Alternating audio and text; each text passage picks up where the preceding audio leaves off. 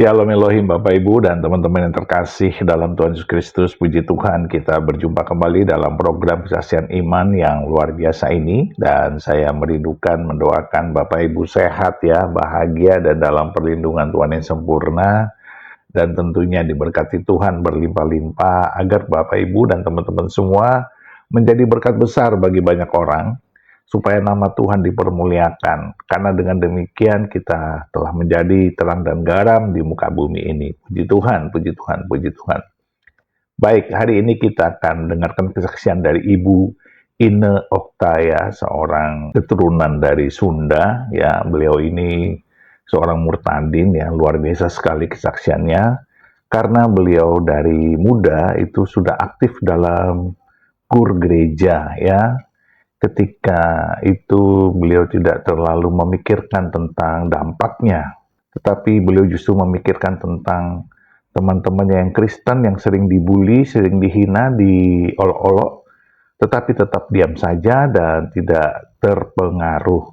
Dan itu membuat dia mulai berpikir, kenapa orang-orang Kristen ini begitu tenang, begitu damai, dan tidak peduli dengan olok-olokan yang menghina tersebut. Dan itu membawa dia kepada suatu pemikiran yang baru tentang kekristenan. Tetapi akhirnya dia bertobat. Nah, bagaimana kisah pertobatan yang luar biasa ini? Mari kita saksikan bersama-sama. Tuhan memberkati. Nama saya Ine Okta. Saya sebenarnya ibu rumah tangga, tapi bekerja sebagai freelancer dan penyanyi juga. Dan seperti yang saya bilang di awal tadi ya, melalui kesesakan, melalui hal sulit berat yang Ibu alami, Ibu akhirnya menemukan jawaban sejati, yaitu Tuhan. Betul. Nah, boleh nggak ceritakan apa sih yang dialami hari itu? Mungkin sebenarnya kalau misalnya boleh ditarik, kalau saat ini ditarik ke belakang benang merahnya mungkin sudah dipilih Tuhan. Cuma baru sadarnya itu ya setelah sudah menerima Tuhan bertahun-tahun ini, dan kebetulan mau jalan 9 tahun. Wow. Oke. Percaya Tuhan. Karena basicnya saya dari seberang. Bisa mengenal Tuhan itu sesuatu hal yang luar biasa, itu anugerah banget. Meskipun perjalanannya gak gampang, prosesnya panjang, dan pernah bertemu secara pribadi dengan Tuhan. Oke. Tapi tidak langsung membuat saya untuk langsung percaya Tuhan, enggak. Jadi ada prosesnya dulu, dan itu ya lumayan berat juga. Oke. Nah, jadi Ibu Ina ini latar belakangnya memang bukan orang Kristen. Bukan. Dari kecil, dari lahir bukan Yes. orang Kristen, besar di keluarga yang tidak mengenal Tuhan Yesus. Yeah. Nah, tadi kan Ibu sempat berkata bahwa Ibu pernah bertemu secara pribadi dengan Tuhan. Betul. Nah, itu terjadi setelah masa sulit itu bukan? Terjadi Atau setelah masa setelah, sulit, ya. betul. Oke. Nah, masa sulit apa sih sebenarnya hari itu yang Ibu Ina dan keluarga alami? Oke. Jadi tahun 2011 itu saya pernah ikut dalam choir di satu gereja. Pada saat itu saya masih dari seberang, tapi saya kayak apa ya, kayak rindu untuk pengen kenal yang namanya gereja. Nah, kenapa itu Ibu? Kepo aja gitu. Oke. Karena memang dari dulu suka ada pertanyaan, apa sih bedanya kita? Kayaknya sama-sama aja gitu, ada kemiripan lah gitu. Tapi kenapa selalu karena diolok-olok mungkin, dan aku lihat adalah dari teman-temanku sendiri yang Kristen gitu, kayak mereka semakin diperolok-olok, tapi mereka diam aja. Kok nggak ada perlawanan istilahnya gitu? Apakah karena minoritas kah atau gimana? Cuma kayak ngelihat mereka tuh malah adem. Jadi aku ngelihat, kok menarik ya gitu. Ada hal-hal yang memang membuat aku semakin kepo itu ketika waktu SMA. Kebetulan ada kakak kelas yang ya kita ada yang suka lah gitu sama aku kan. Dia kasih ada kaset CD gitu, CD Classic Christmas. Ya udah aku dengerin. Nah, waktu itu sempat didengerin di rumah. Tapi kok enak ya, lagu Classic Christmas yang mungkin aku nggak pernah denger sebelumnya, cuma kok adem gitu. Mulai dari situ, akhirnya waktu SMA itu kalau setiap Natalan akhirnya aku suka menyorot dari jauh Dari jauh maksudnya gimana? ke gereja. Jadi tapi misalnya gereja di seberang, aku dari lihat dari jauh, ini isinya apa sih gitu. Apa yang didapatkan selama melayani dari gereja ke gereja bersama paduan suara itu? Yang aku rasain nyanyi dengan puji-pujian yang liriknya juga membangun, liriknya juga yang bikin menyentuh hati gitu kan. Tapi ada satu hal yang memang bikin aku tambah kok betah ya di sini gitu. Ketika aku mengikuti persekutuan di gereja itu. Dan aku pertama kali itu ngerasain enak banget kok didoain ya. Didoain kok kayak nyes. Karena nggak pernah dapat orang mendoakan aku secara verbal yang kita mengerti. Ya kan? Dan itu kayak nagih. Pengen didoain lagi. Jadi akhirnya aku setiap minggu ikutan persekutuan. Tapi setelah berkali-kali melayani bersama paduan suara, terus ikut persekutuan, didoakan, hari itu juga belum secara resmi menyatakan iman kepada Yesus. Masih lama. Lalu setelah itu, perjalanan apa lagi yang Ibu Ina harus lewati? Jadi selama 1 tahun mulai tuh datang satu masalah yang nggak pernah aku bayangkan gitu kan. Dan ini terkhusus tentang ekonomi dari keluarga.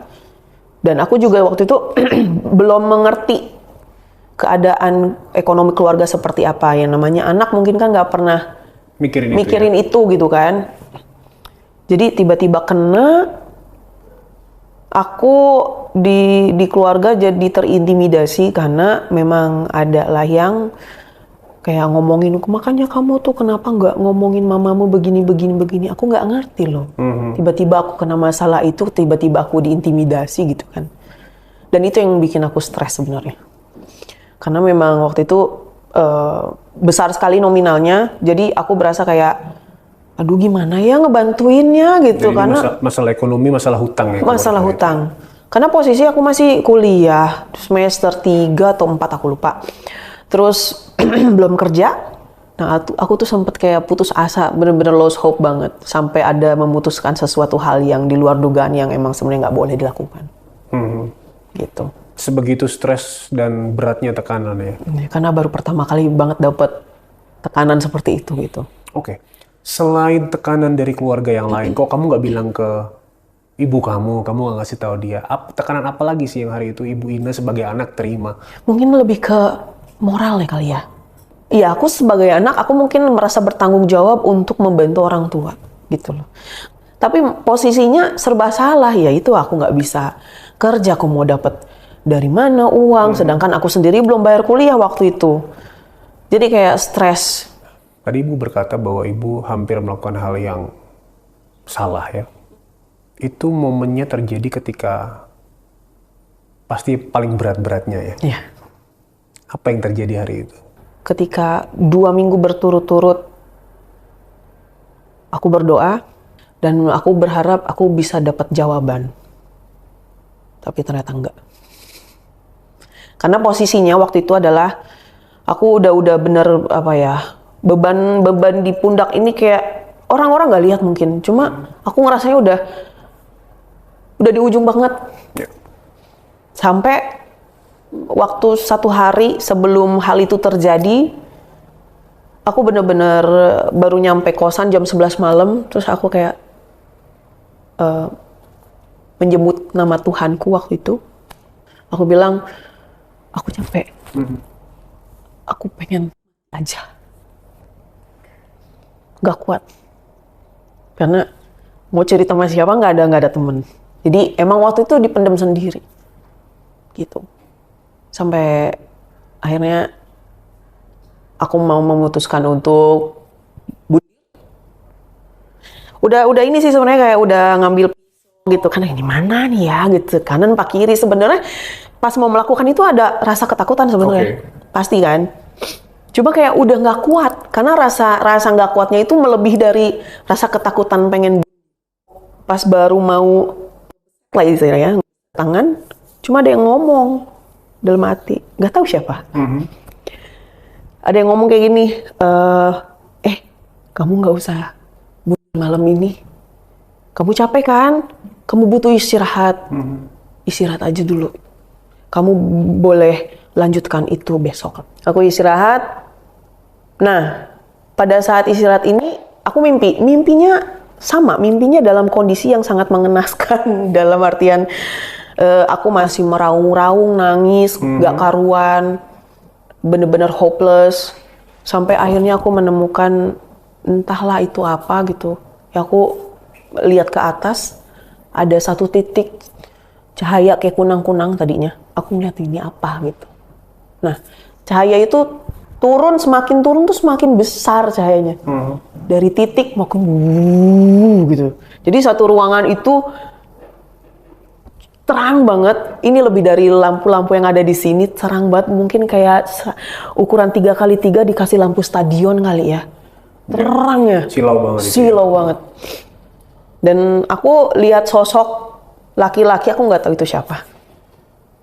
Turun dengan rambut panjang, jubah putih, terus aku bingung, siapa ini? Lalu aku mikir keras, cuma kayaknya pernah lihat deh di foto, tapi di mana ya gitu. Lalu aku ingat, ini foto yang pernah aku lihat di temen Katolik aku.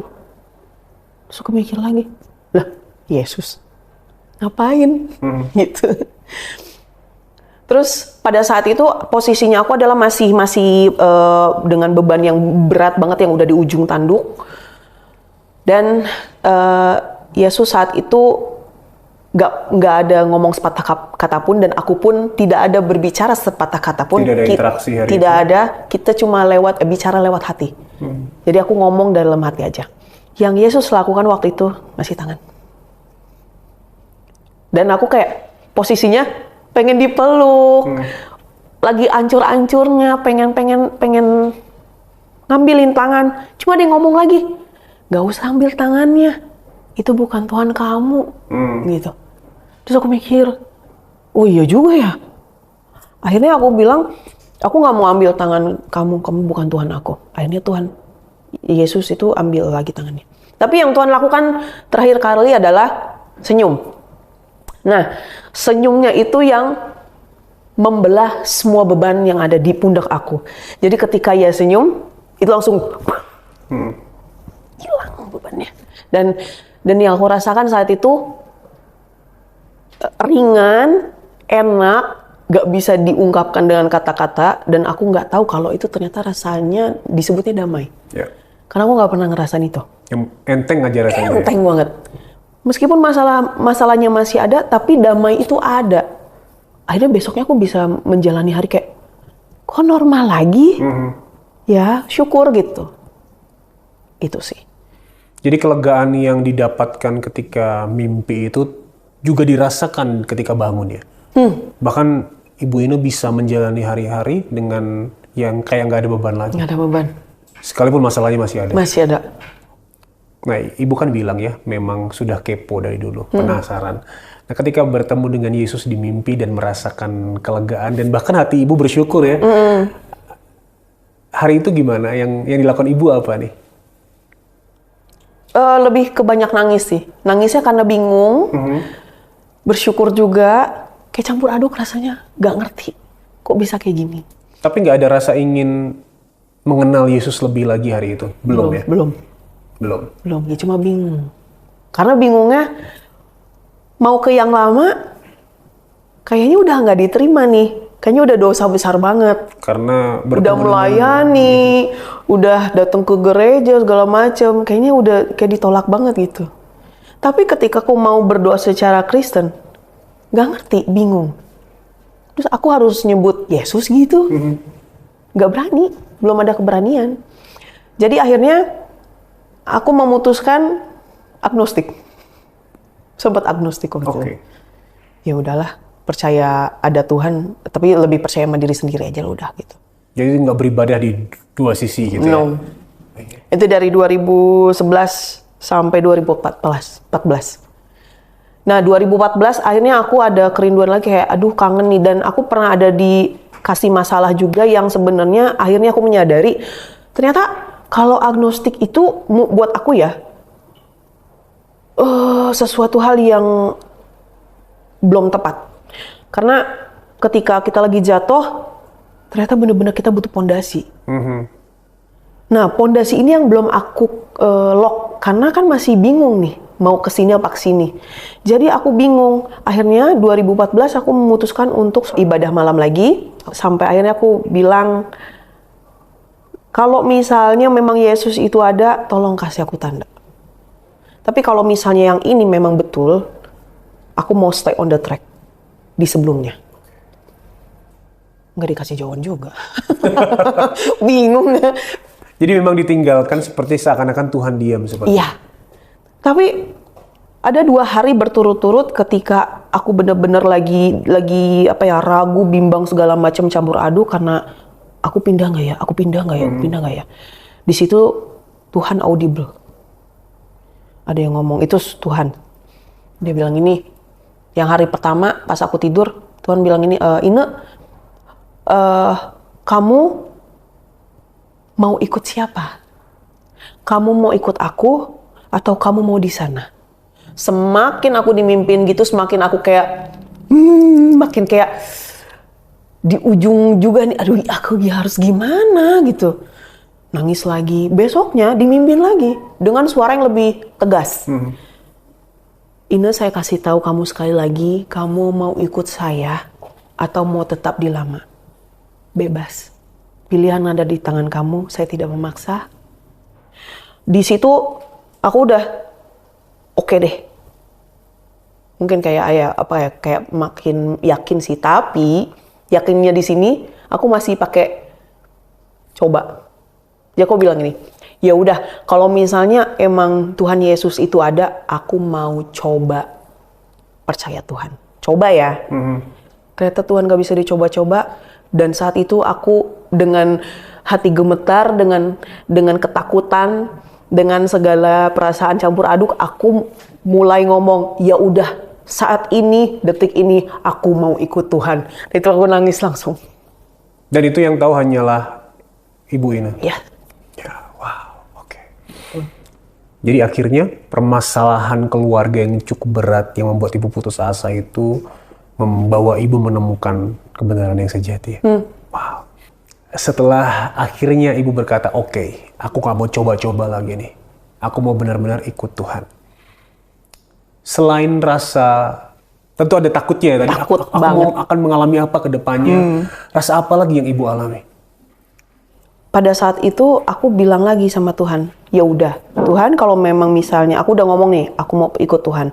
Tapi boleh nggak Tuhan kasih apa kek biar aku tuh semakin yakin. Ya. Ketika aku berbicara seperti itu, ya udah Tuhan kasih apa kek tanda. Ternyata selama 1 bulan full aku dikasih berkat sama Tuhan. Hari pertama das. Itu kayak full, tiap hari ada aja. Yang tadinya aku waktu itu belum kerja, tiba-tiba besoknya udah langsung, Ina, kamu bisa bikin nanti kerja di sini, ada tawaran segala macem, ada nyanyi lagi gini-gini kayak ini beneran. Karena sebelumnya emang aku lagi belum udah lamar kerjaan sama sana sini nggak dapet. Tapi pada saat aku ngomong kayak gitu kayak langsung gampang ini buat Tuhan. Sampai aku ya sebulan full itu sampai bener-bener udah firm. Akhirnya Tuhan makasih banyak, ternyata memang Tuhan itu ada. Dan dari 2016 pada saat aku menyatakan itu, aku bertemu dengan teman-teman yang tidak pernah aku bayangkan. Akhirnya aku ketemu sama yang mungkin background-nya sama. Dan dia yang juga ngajakin aku ke gereja yang aku ibadah sekarang gitu. Dan denger firman, cuman firmannya ini kayak agak nyentil ya. Ya, tentang apa itu? Setiap luka yang ada di hati itu kayak dikorek. Itu kayak, apa ini? Kok sakit? Jadi kayak luka-luka yang ada di hati itu kayak kena betadin. Gitu. Kena obat merah apa segala macam. Dari situ aku mulai sering ke gereja setiap minggu. Sampai aku memutuskan, kayaknya aku pengen dibaptis deh. Itu setelah berapa lama itu? Itu baptis 2017 bulan Juni. Hari itu apa yang menarik Ibu untuk memutuskan, oke, aku mau dibaptis? Lebih ke, karena gini, aku punya komitmen di diri sendiri. Apa yang kamu sudah awali, kamu akhiri. Jadi ketika aku sudah percaya Tuhan Yesus sebagai juru selamat dan Tuhan, mau nggak mau ya tetap harus menjalankan apa yang Tuhan perintahkan gitu. Jadi termasuk baptisan ini juga ya harus dibaptis lah. Jadi kayak supaya apa ya, mendeklar kalau kamu itu pengikut Kristus. Perubahan apa yang Ibu alami sebagai orang yang benar-benar akhirnya percaya Yesus sebagai Tuhan dan Juru Selamat ya? Apalagi sudah memutuskan dibaptis. Banyak hal sih, tapi terlebih yang datang daripada firman Tuhan sendiri. Kasih itu lemah lembut, tidak cemburu, bla bla bla segala macam. Dan itu gak pernah aku dapetin sebelumnya. Jadi pada saat aku percaya Tuhan, ternyata banyak hal yang aku gak tahu ternyata jadi tahu. Dan hal apa aja yang sebenarnya Tuhan gak suka, yang Tuhan suka. Jadi aku kayak lebih ketaat aja sih. Yang aku rasakan jadi orang percaya Tuhan itu, sangkal diri pikul salib itu bener-bener dan setiap hari gitu loh. Karena aku sudah mengetahui kebenaran, karena Yesus adalah jalan, kebenaran dan hidup. Kamu sudah tahu Yesus itu kunci dari semuanya yang kamu cari saat ini. Kamu sudah menemukan kuncinya nih. Kamu sudah mengikuti Yesus. Kamu tinggal menjalankan perjalanan yang memang seharusnya kamu jalani sebagai pengikut Kristus, yaitu sangkal diri pikul salib. Ya. Ibu berkata bahwa memang tidak mudah ya kehidupan Kristen. Sempat mikir nggak sih, mending yang dulu nih kayak lebih gampang Wah, jalaninya? itu ada itu. Jadi kayak dulu tuh mikirnya gini, kok Kristen enak ya? Ibadahnya cuma minggu doang, nyanyi-nyanyi doang gitu. Ternyata enggak. Tugasnya malah tiap hari yang gue bilang tadi, sangkal diri pikul salib. Ibadah adalah keseharian kita ya. Yes. Ya seperti yang Ibu bilang kan, tidak mudah ya, memikul salib, menyangkal diri, lalu ya mengampuni, taat itu tidak mudah ya. Memang kita tidak bisa dengan kekuatan kita sendiri, tapi anugerah Tuhan pasti menolong. Nah, ada nggak sih cerita yang mungkin secara Ibu masih ingat secara jelas gitu ya, gimana Ibu nggak bisa untuk taat, tapi ada anugerah yang memampukan Ibu taat gitu? Oke, contohnya masalah pengampunan deh. Ya. Aku pernah di mana posisi memang harus mengampuni orang yang sudah melukaiku, dan waktu itu posisinya aku kayak minta tolong lah sama Tuhan, aku ini lagi kayak burn out, karena aku tahu semakin kita banyak menyimpan dendam apa segala macam, itu kan ngaruhnya ke kesehatan ya. Dan aku kayak, Tuhan, aku pengen sembuh, tolong dong kasih siapapun orang yang Tuhan kirim gitu, karena aku benar-benar pengen sembuh. Dan waktu itu ada temanku datang, temanku bilang ini, kakak mau sembuh? Mau maafin semuanya? Mau? Ya udah, sembuhin dulu akarnya. Aku nggak ngerti nih sembuhin akarnya itu apa, gimana tuh? Aku bilang, kakak kalau punya kepahitan di masa lalu, maksudnya kepahitan di masa sekarang, nggak bisa dengan mudah memaafkan, karena yang masa lalu pun kakak belum sembuh, yang masa lalu pun kakak belum memaafkan. Jadi kakak harus memaafkan akarnya dulu. Oke, gimana tuh ya? Oke, waktu kecil siapa aja orang yang pernah menyakiti kakak sampai kakak punya trauma segala macem, aku sebutin dong ini gitu. Ya udah, itu dulu yang dimaafin. Hah? Aku bilang, nggak bisa. Bisa, kakak mau sembuh nggak? Mau. Akarnya dulu yang sembuh. Gimana caranya? Nggak bisa. Bisa. Ya udah, tolong boleh nggak kamu tolong tulisin teks doa buat aku supaya aku bisa melakukan itu, karena aku bener-bener nggak bisa. Akhirnya temanku kasih teks doa, sampai bener-bener ada di doa itu ada misal Tuhan, aku mau melepaskan berkat dan pengampunan untuk nama lengkap, biar kiranya damai sejahtera, sebelum damai sejahtera, aku mengampuni apapun, misalnya kayak perlakuan dia waktu itu dengan detail ya, pokoknya kita detail doanya, karena mereka sudah melakukan ini sama aku, kiranya berkat Tuhan damai sejahtera dan sukacita tercurah untuk dia dan untukku. Dan itu aku melakukan selama 1 tahun 7 bulan. Yang tadinya aku bener-bener bentrok, gak bisa doain dengan amarah segala macam, di dalam 1 tahun pertama aku mendoakan bisa tersenyum. Karena aku tahu itu bukan kuat gagahku, itu Roh Kudus yang tolong. Amin. Dan aku nggak pernah bisa sendiri. Aku selalu bilang gini sama Tuhan, Tuhan, aku ini bukan siapa-siapa. Aku nggak punya apa-apa, bukan siapa-siapa, nggak mampu apa-apa tanpa Tuhan. I'm nothing. Yang aku punya saat ini juga milik Tuhan. Jadi di sini aku ya hamba Tuhan. Aku cuma pengen taat aja sekarang sama Tuhan gitu. Kalau memang Tuhan suruh aku mengampuni, aku mau. Dan itu sekali lagi mengingatkan ya bahwa bukan kuat dan gagah kita, tapi Tuhan yang mampukan. Nah, sahabat solusi, hari ini kita diingatkan bahwa di tengah ketidakmampuan kita, di tengah hal-hal yang kelihatannya mustahil, justru di situ Tuhan anugerahnya menopang dan menolong kita. Satu hal yang ditakuti ketika ya benar-benar percaya pada Yesus ya, masuk Kristen ya, pengikut Kristus adalah bagaimana reaksi keluarga. Oke. Oke. Nah, reaksi keluarga pada saat itu kebetulan dengan cara Tuhan yang mind blowing, nggak pernah dipikirkan. Memang sebelumnya aku dari 2017 baru ketahuan itu 2020 kayaknya. Jadi 3 tahun seperti tersembunyi gitu ya. Memang tidak diceritakan? Tidak. Oke. Jadi waktu itu aku ketahuan, pernah ada bersaksi di suatu channel YouTube juga, dan ternyata viral. Satu kampung. Dan itu aku takut. Karena Tuhan, iya sih, aku minta Tuhan buat aku bisa akhirnya open dengan iman. status aku gitu kan. Cuma kok gini caranya gitu, kaget banget.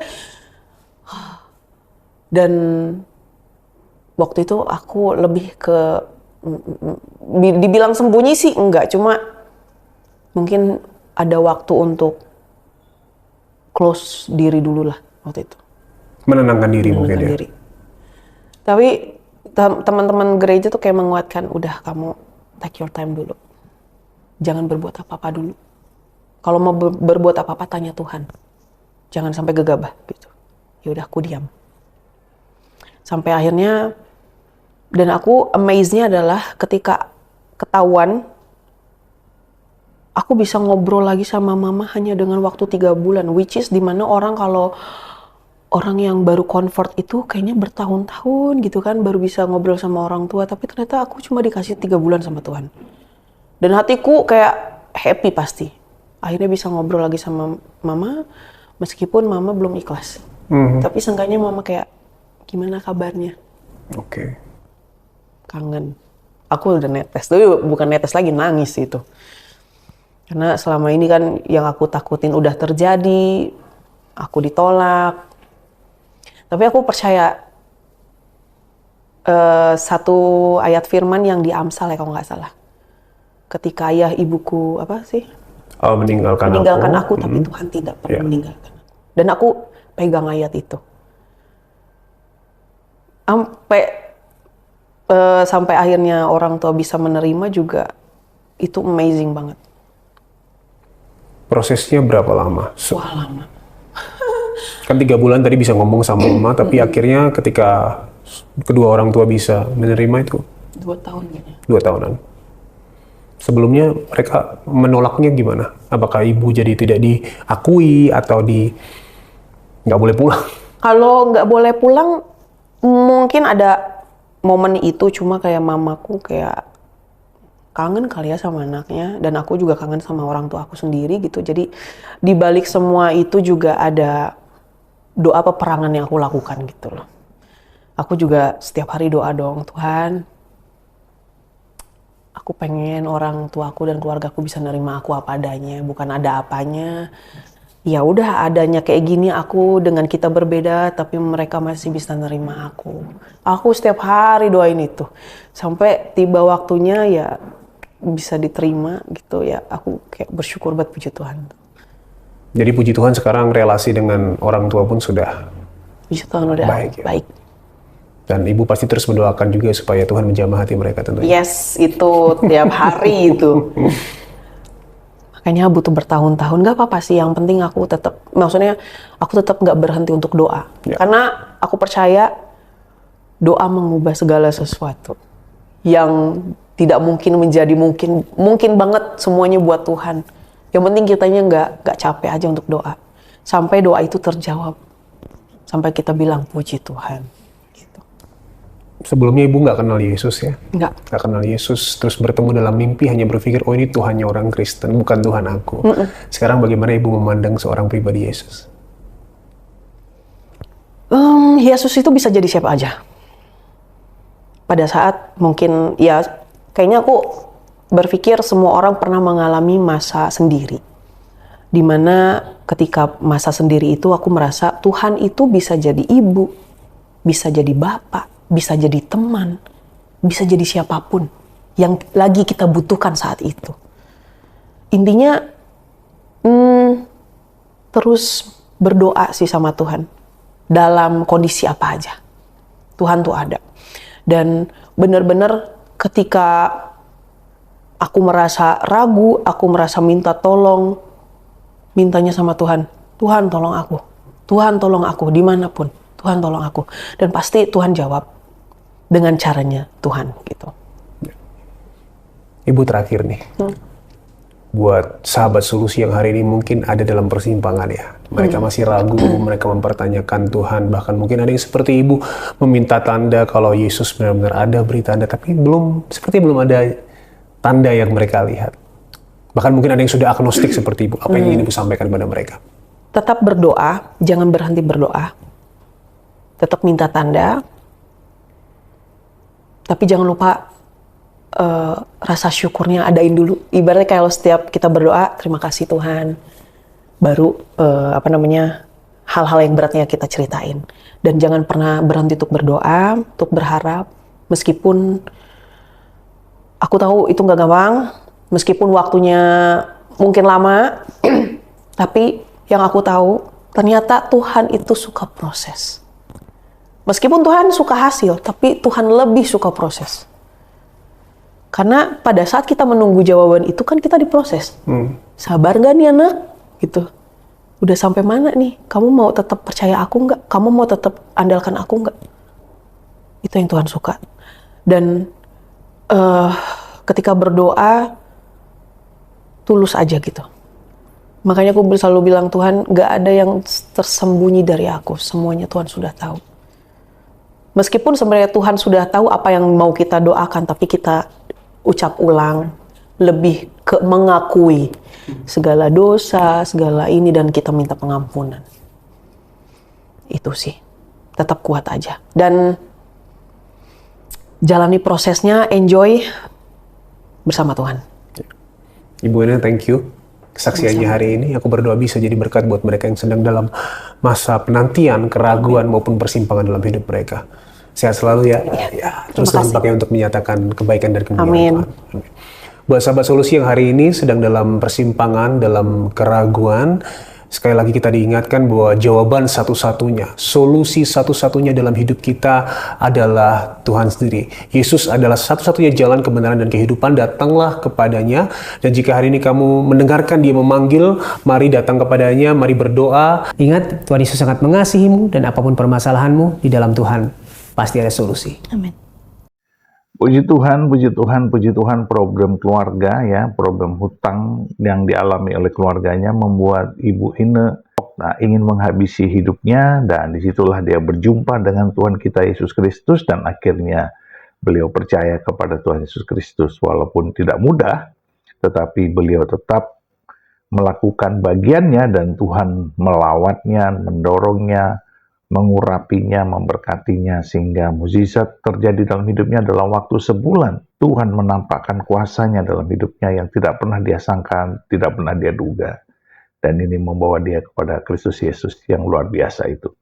Nah, Bapak Ibu dan teman-teman semua, inilah bukti daripada karya Roh Kudus yang tidak pernah bisa kita bayangkan, tidak pernah bisa kita nalar, tetapi kuasa Tuhan memang ajaib, mistik, ya, magic, dan itu sungguh sangat tidak bisa dimengerti.